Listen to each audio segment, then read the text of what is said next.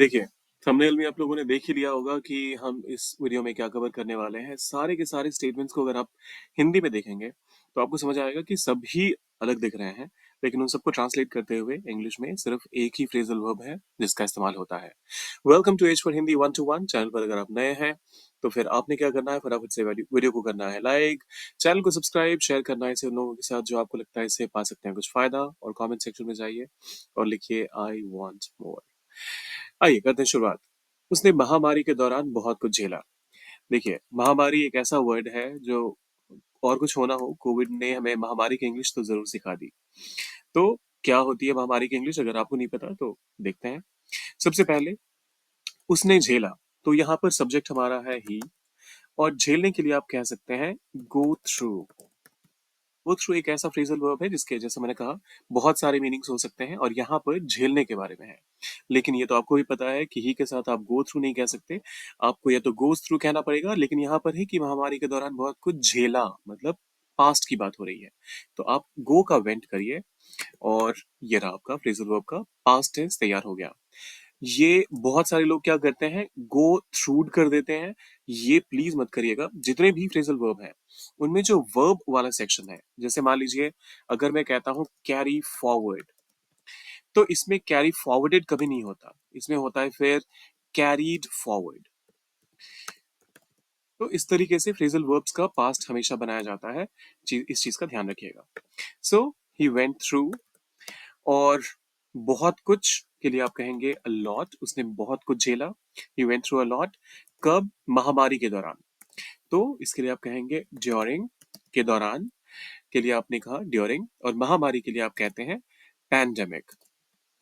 Pandemic. So he went through a lot during pandemic. लेकिन यहाँ पर किस महामारी की बात हो रही है? कोई एक खास महामारी होगी ना, जिसमें एक इंसान ने बहुत कुछ झेला। क्योंकि अगर अगर आप महामारियों की बात करेंगे, तो फिर वो कई सालों के बाद ऐसा होता है जो पूरी दुनिया को असर करे, और तभी तो उसे पैंडेमिक कहते हैं। तो इसलिए the pandemic. He went through a lot during the pandemic. हमने पहाड़ों के रास्ते में एक लंबी सुरंग को पार किया। तो पहला वाला जो था वो एक्सपीरियंस करने के बारे में था। जो दूसरा वाला है वो एक लिटरल जर्नी के बारे में है। तो इसको भी करते हैं ट्रांसलेट। वी, पार करने के लिए आप फिर से गो का वेंट करेंगे, और थ्रू।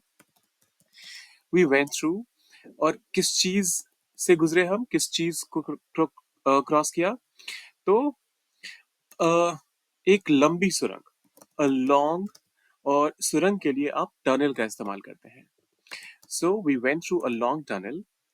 और कहां पर ये हुआ? पहाड़ों के रास्ते में। तो on our way to the, और पहाड़ों के लिए आप माउंटेन्स कहते हैं। माउंटेन, ये ध्यान रखिएगा, ये माउंटेन नहीं है, ये माउंटेन है। बेशक लिखते हुए हम माउंटेन पर लिखते हैं, लेकिन पढ़ते नहीं है ऐसा। So we went through a long tunnel on our way to the mountains. हमने पार्टी के दौरान सारे नाश्ते खत्म कर दिए।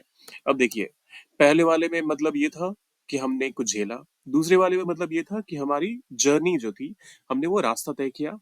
और तीसरी वाली जो है, उसका मतलब है कि हमने सारे नाश्ते खा लिए। सो वी वेंट थ्रू, फिर से पास्ट का सेंटेंस है, सिंपल पास्ट टेंस का सेंटेंस है। सो वी वेंट थ्रू सारे नाश्ते। तो सारे नाश्तों के लिए आप कहेंगे all the snacks. So we went through all the snacks.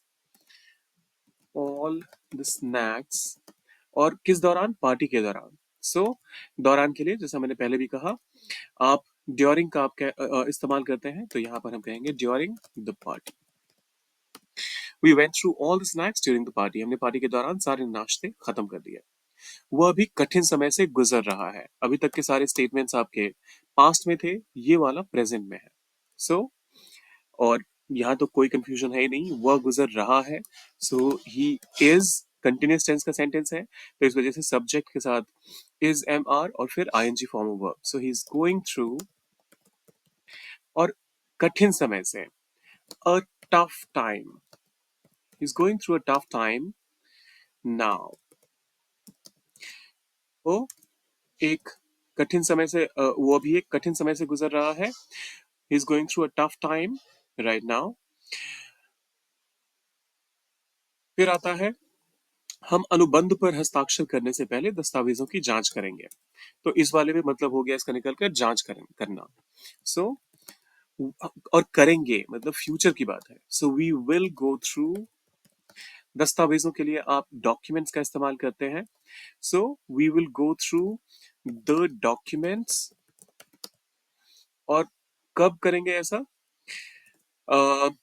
अनुबंध पर हस्ताक्षर करने से पहले। सो will go through all the document, sorry, सारे दस्तावेजों की बात नहीं हो रही। सो ऑल का यहाँ पर इस्तेमाल करने की जरूरत नहीं है। We will go through the documents before, क्योंकि यहाँ पर पहले की बात हो रही है। So will go through the documents before, हस्ताक्षर करने से पहले। सो साइनिंग, और अनुबंध के लिए आप कहते हैं contract. So before signing the contract. हम अनुबंध पर हस्ताक्षर करने से पहले दस्तावेजों की जांच करेंगे। Will go through the documents before signing the contract. Team ने प्रतियोगिता से पहले महीनों तक प्रशिक्षण लिया। देखिए, अब यहाँ पर प्रशिक्षण लेने का जो प्रोसेस है उसके लिए गो थ्रू का इस्तेमाल होगा।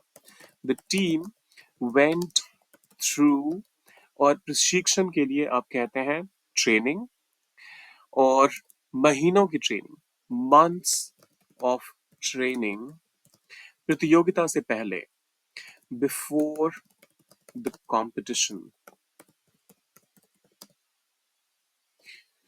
सो टीम ने प्रतियोगिता से पहले महीनों तक प्रशिक्षण लिया। The team went through months of training before the competition.